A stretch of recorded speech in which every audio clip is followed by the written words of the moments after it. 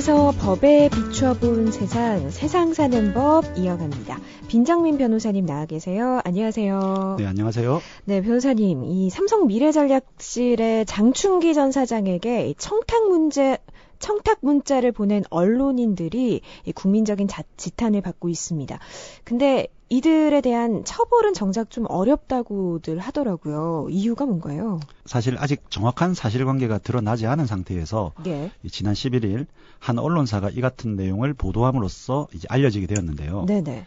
통상 이런 경우에 이 청탁을 한 언론인들에게 적용될 수 있는 것이 이 형법상으로는 민간 부분에서의 뇌물 제공을 처벌하는 이 배임 증제죄와 네. 그리고 이제 소위 김영란법 규정이 있는데요. 네네네.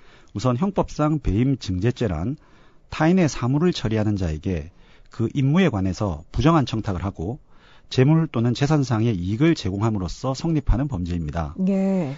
제가 방금 말씀드린 부분 중에서 주목하실 부분은 그 임무에 관하여라는 부분과 네. 부정한 청탁이라는 부분 그리고 재물 또는 재산상의 이익을 제공한다는 부분입니다. 예. 결국 청탁을 한 이 언론인들을 말씀드렸던 배임 증제죄로 처벌하려면요. 네네. 이 언론인들이 한 청탁이 이 장충기 전 사장의 임무에 해당했어야 되고요. 또 이 청탁 자체가 부정해야 하고 네. 이에 대가로 재물 또는 재산상의 이익을 제공했었어야 하는데 네네네. 이 현재 드러난 사실만으로는 이 청탁이 있었다는 사실만 확실하고요. 나머지 요건들은 명확하지가 않거든요. 예. 그래서 적용이 조금 어려울 것으로 보이고 김영란법의 경우는요. 그 적용 대상이 공무원이나 공기업 직원, 네. 교사, 기자 등이고 이 장충기 전 사장과 같이 민간 기업의 임직원은 제외되어 있습니다. 그러다 보니 해당 언론사에서 그와 같은 내용, 즉 처벌은 어렵다라는 내용을 보도한 것으로 생각이 됩니다. 그렇군요. 그러면 취업 청탁을 해도 법적인 문제가 없는 건가요? 그러니까 처벌 대상이 아니다 이런 보도를 보고 좀 오해하는 분들이 있을까봐 좀 우려가 되는데요. 그 부분은 사안에 따라 좀 다릅니다. 예. 이를테면 취업 청탁, 이제 그것도 이 민간 부분의 취업 청탁에 한정을 시켜서 한번 말씀을 드려볼게요. 예. 이 원칙적으로 회사나 기업과 같은 사용자가 어떤 사람을 채용할 것이냐 하는 부분은 그 사용자의 자유입니다. 즉 내가 사장이고 이제 인사권이 있다면 소위 꼭 학력이 좋고 스펙이 좋은 사람만을 뽑아야 되는 것이 아니라 예. 조금 극단적으로 표현을 하자면 네. 친구 부탁을 받고 학력이나 스펙이 좋지 않은 이 친구 아들을 채용하는 것도 이 죄가 되지 않는 것이 사실 원칙입니다. 왜냐하면 능력이 떨어지는 사람을 채용해서 이제 그로 인해서 회사 업무에 지장이 발생하는 것도 모두 그 사용자라든가 해당 기업이 책임을 져야 하기 때문입니다. 이런 차원에서 이 여러 가지 청탁 중에서 특히 민간 기업에서의 취업 청탁의 경우는 네. 사실 다른 청탁에 비해서 처벌하기가 다소 애매한 부분이 있는 것은 사실입니다. 네. 하지만 앞서 말씀드린 것처럼 이 배임 증제죄에 해당할 경우에는 처벌이 가능합니다. 예를 들면 인사 업무를 담당하거나 사실상 영향을 미칠 수 있는 사람에게 이 부정한 내용의 청탁을 하고 네. 그 대가로 재물이나 재산상 이익을 그 담당자에게 제공하였다는 등의 요건이 모두 갖추어질 경우에는 이 처벌을 받으실 수가 있습니다. 아, 그렇군요. 그런 차이가 좀 있고요. 근데 또 일각에서는 수사 과정에서 확보한 문자를 언론에 유출한 것도 문제 아니냐 이렇게 지적하는 목소리도 있습니다. 공무상 비밀 누설, 명예훼손의 소지가 있다 이런 지적인데 이건 어떻게 보세요? 네, 만약 이러한 문자가 말씀하신 것처럼 특별검사라든지 이 수사기관이 의도적으로 유출을 하였다면 예. 말씀하신 공무상 비밀 누설에 해당할 여지는 있습니다. 그러나 특검은 이러한 사실이 없다고 지금 하고 있습니다. 예. 그리고 사실관계를 보면 이러한 문자 내용을 보도한 것은 특정한 언론 매체들이거든요. 네네네. 이 언론 매체에 의한 이러한 보도는 사실 공무상 비밀 누설죄에 해당할 여지가 없습니다. 그리고 해당 보도의 공익성 등을 고려했을 때 명예훼손의 경우에도 이제 위법성이 조각돼서 처벌이 되지 않을 확률이 큽니다. 아, 그렇군요.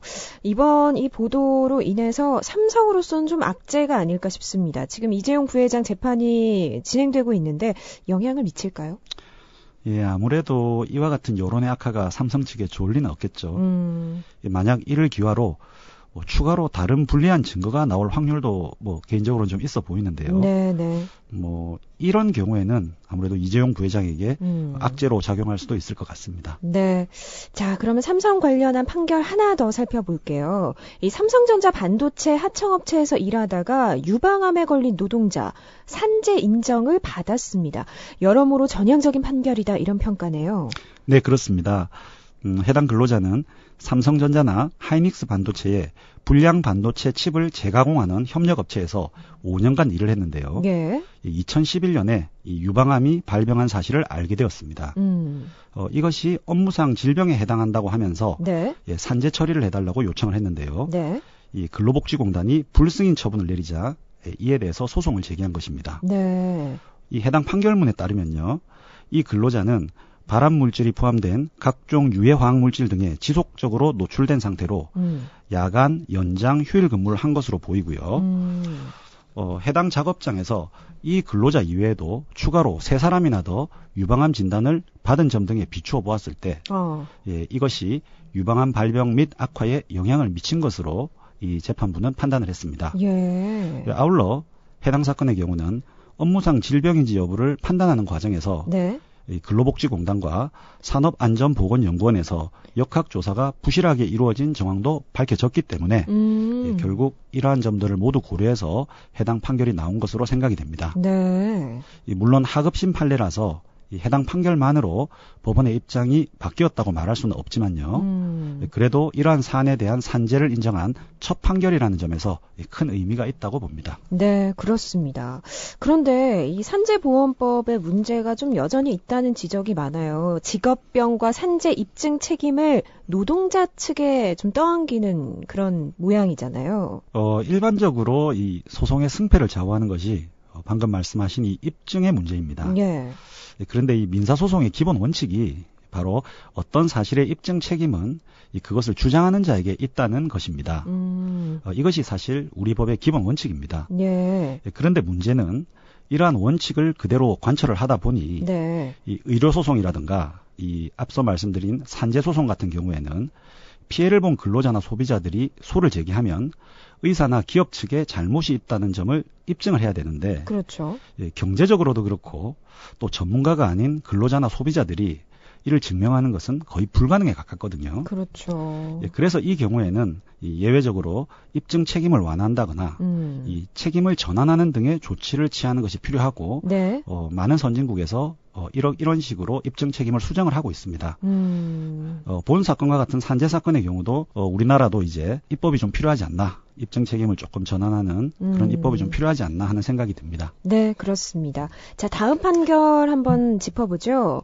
세월호 참사 이후에 도피 중에 사망한 세모그룹 유병원 전 회장의 시신을 발견하고 신고한 사람이 신고 보상금을 달라 정부를 상대로 소송을 제기했는데 패소했습니다. 어떻게 된 일인가요? 네, 개인적으로는 좀 안타까운 일이라고 생각이 되는데요. 예.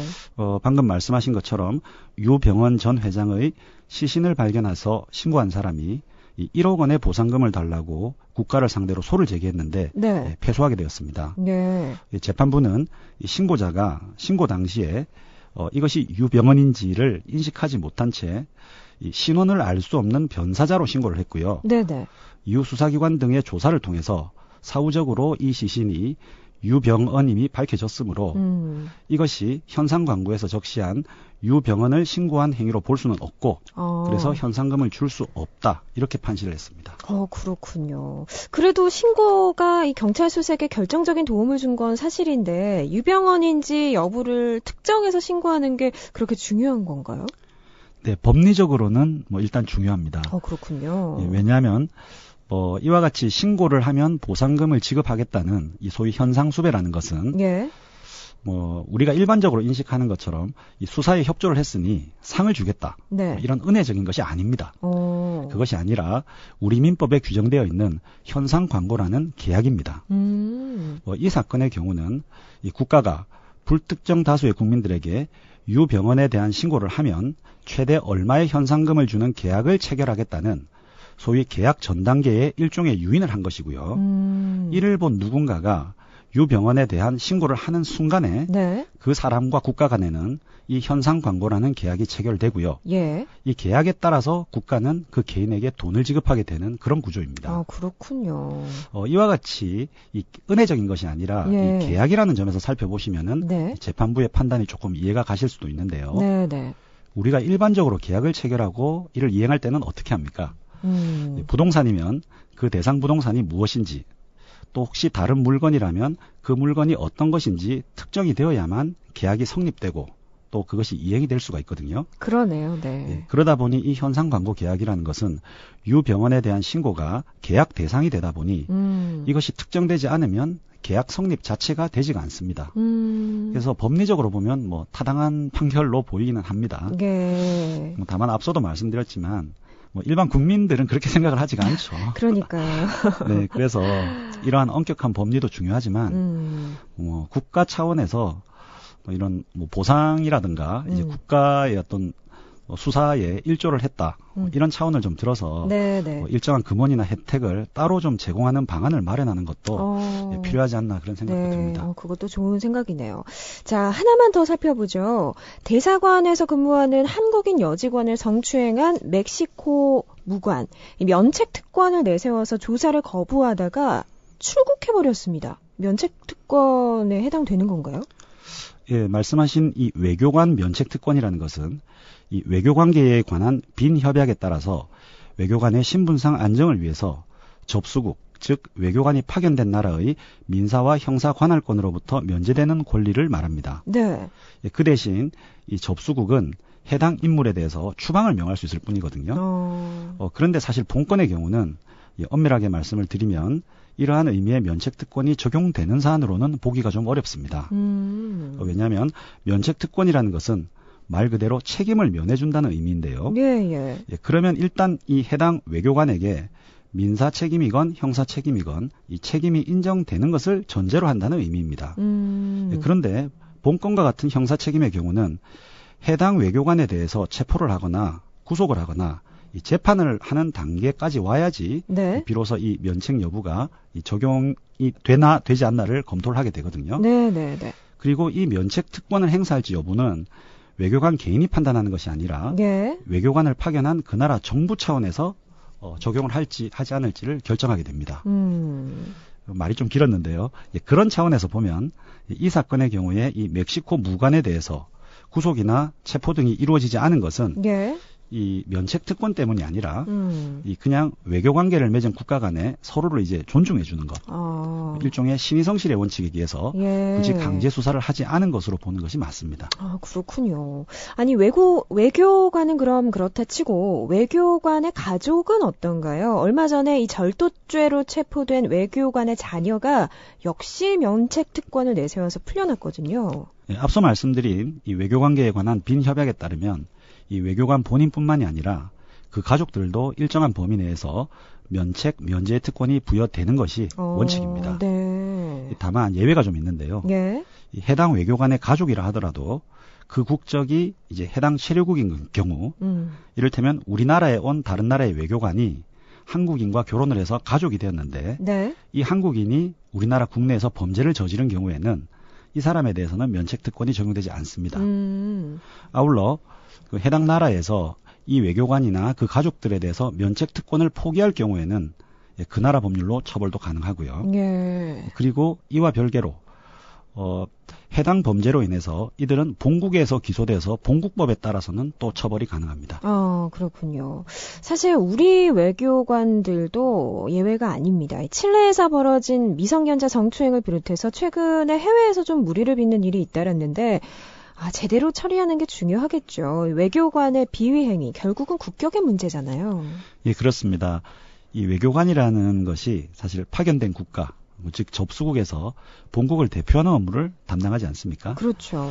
예, 그런데 방금 멕시코 무관의 기사를 소개해 드렸는데요. 네. 뭐 사실관계가 어떻든 간에 이러한 기사를 접하는 우리 국민들이 이 멕시코에 대한 이미지가 과연 좋을까요?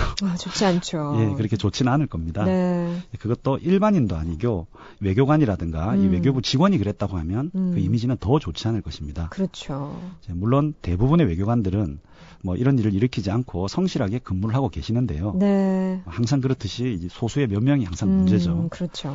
예, 앞으로는 이러한 일이 없도록 해당 외교관에 대한 엄정한 조치가 필요할 것으로 보이고요. 또 재발 방지를 위해서도 또 좀 추가적인 대책이 필요하지 않나 생각이 됩니다. 네, 오늘 세상 사는 법 여기까지 듣겠습니다. 지금까지 빈정민 변호사였습니다. 고맙습니다. 감사합니다.